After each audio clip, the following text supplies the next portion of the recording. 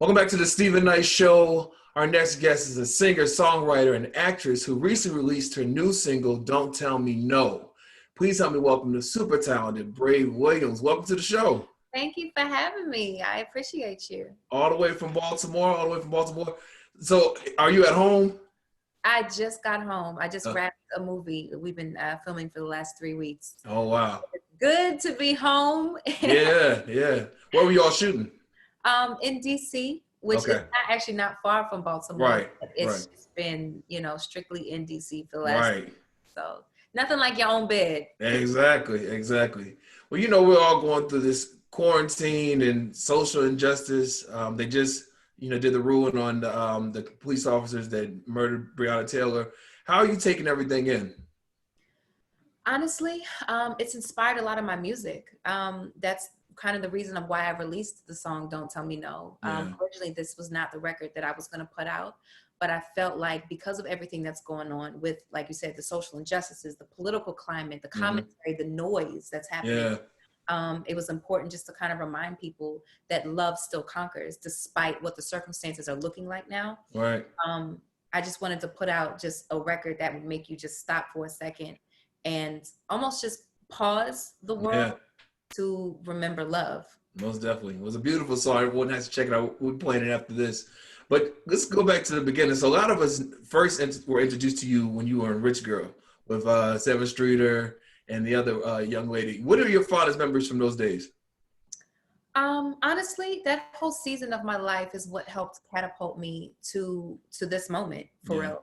Even just being able to start my own label, be able to do a great partnership with SRG and Universal right now to release music. I can attest to the things that I learned during that period of my life, because it was a journey, and I did it with them, and I check up on them every now and again, and vice versa. There's still a sisterhood. But yeah, a lot was learned. So it was a cool season. Yeah, most definitely.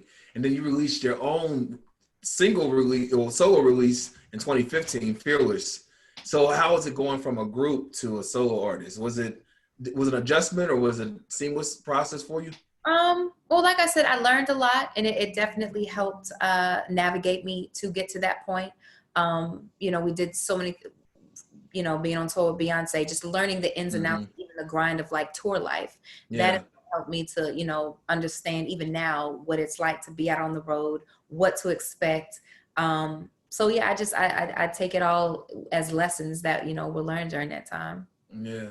So was it a process of you developing your actual sound? Because, going from a group to being solo, did it kind of stay the same for you, or did you develop more of just your own sound through that process? I mean, that's everything with life. You grow, you evolve.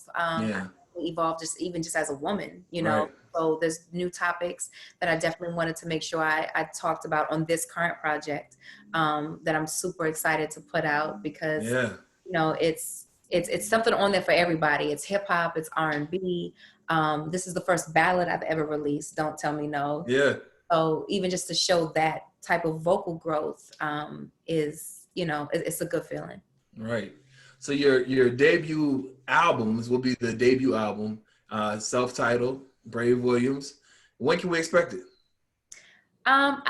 Very soon. I put a slight pause on it because of COVID, and I kind of want to see how things, would move forward. Right. But it was a blessing because even during this pandemic, it's inspired new material. So I've been here writing and recording. So you're still recording? Okay. Absolutely. Just because of the times, the things we talked about when we first started the interview, it's inspired new material. So it's working out for the better. I'm just putting some finishing touches on things, but very, very soon. In the meantime, I did release a lyric video though. Yes. I'll watch that. I'll watch that today. Yeah. Dope. Yeah, and then since I just wrapped the movie, I'll be shooting a video for it very soon. So you mentioned that like you just finished shooting a film. What was the process of getting back in? I know a lot of people are back in the studios now, or shooting videos. Did you have to get tested and go through all that? We had to get tested every 2 days. Every 2 days you go to set and someone's going to be sticking up your nose or in the back of your throat or pricking a finger. It was definitely an added level of just the tone is different, you know, even down to, you can't have someone grab your water, right? If you're thirsty and you're in a scene, you have a designated zone person who is responsible for your zone because they don't want to cross contaminate.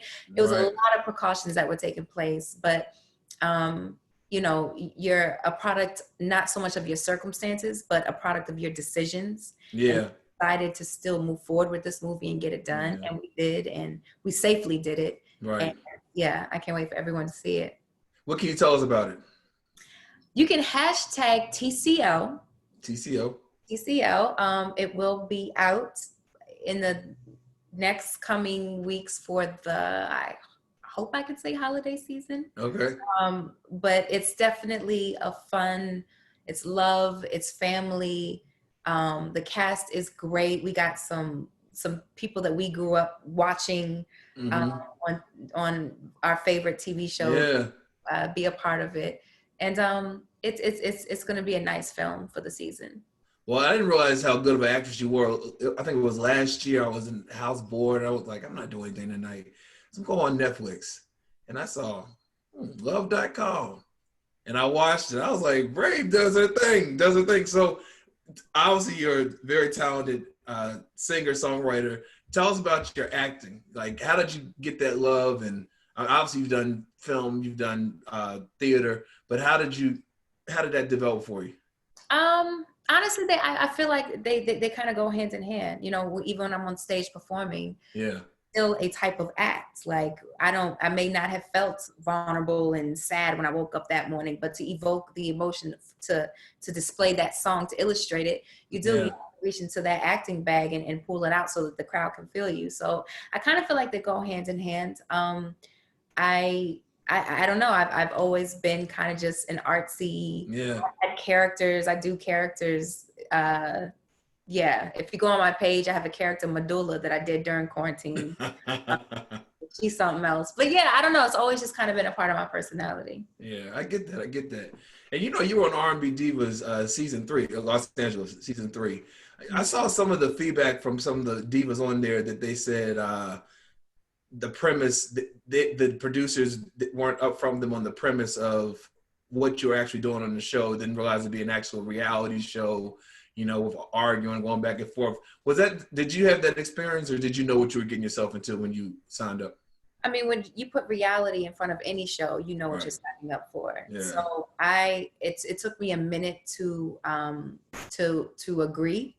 But then I just learned, even that season was an awesome experience for me, because I learned that you can be in something but not of it, right? I have to transform my personality to become somebody I wasn't. I'm not naturally a confrontational person. I'm all about sisterhood and people collaboratively working together. So for me, I just came in as Brave, and me, it was just about showcasing the music, and I just stuck to that through the whole season. And you did that. You definitely did that. Well, I can't let you go without talking about your charity work. I mean, you do a lot through the Associated Black Charities, St. Francis Mentorship Program, and the Baltimore City Women's Shelter, where you're from, Baltimore. Tell us why it's important for you to give that part of yourself as well. I think you don't have to be a celebrity. You don't have to be an entertainer. You just have to have time. I think I encourage everyone to take the time to mentor somebody, whether it's a young boy, a young girl, that this generation, they need it. They need a listening ear. So for me, I can, who am I to not give that, right? Like, it's like, you just don't realize how much your impact on an impressionable child, what that can do for them. So I'm an ambassador for Steve and Marjorie Harvey's Girls Who Rule the World campaign. It's 6 years old up to 18 years old. It's 200 girls. I train them. We work out. We talk about mental health. I pour into them to let them know that someone out here cares. And I don't know. I feel like that's a due diligence that all of us owe to the younger generation, even if it's just like once an hour a month. You know, start small, but just it's impactful. Absolutely. And you're also big into wellness. I'm sure being in the industry you're in, that's important, you know, mind, body, soul. All of that. I went back to school to become certified and a licensed trainer in science, just so that I could transform women's lives. I love training. I love being in the gym. I love training my clients, because I love seeing that day one to day 30 and just Yeah. confidence transformation. It's the greatest reward. I'll be training forever. That's awesome. That's awesome. Well, again, the upcoming album is self-titled Brave Williams. When we listen to that last track, and I know you're still creating it, what do you want the listeners to walk away with? From the album or from Don't Tell Me No? From the album first off. Just I want them to be inspired. I want them to listen to the songs, and I'm not saying that I'm putting out a blueprint of how to run your relationships. Right. Sharing my experiences, Right. conversations I've had with my sisters and my best friends and my followers. I have a song called Options, where it's not about necessarily letting your partner know that, hey, you got options. Right. Sometimes you're in a relationship and you forget that you do have an option to pick yourself first. Yeah. Right. So it's just little tidbits that I want people to listen to and resonate with, so that maybe it can help them navigate through certain situations in their relationships. Wow. Well, again, the single Don't Tell Me No. I know you said you want to bring back that love, bring back that feeling that through everything we're living through, this crazy 2020 has been a year. A year. But there still is a.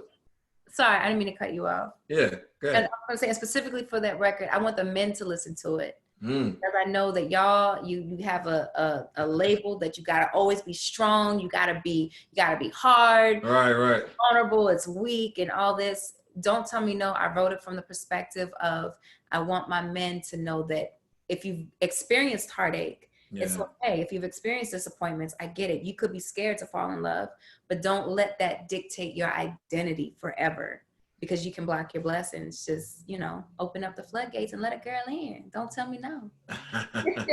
Brave Williams, y'all. Don't Tell Me No is a new single. It's available everywhere, wherever you download your music.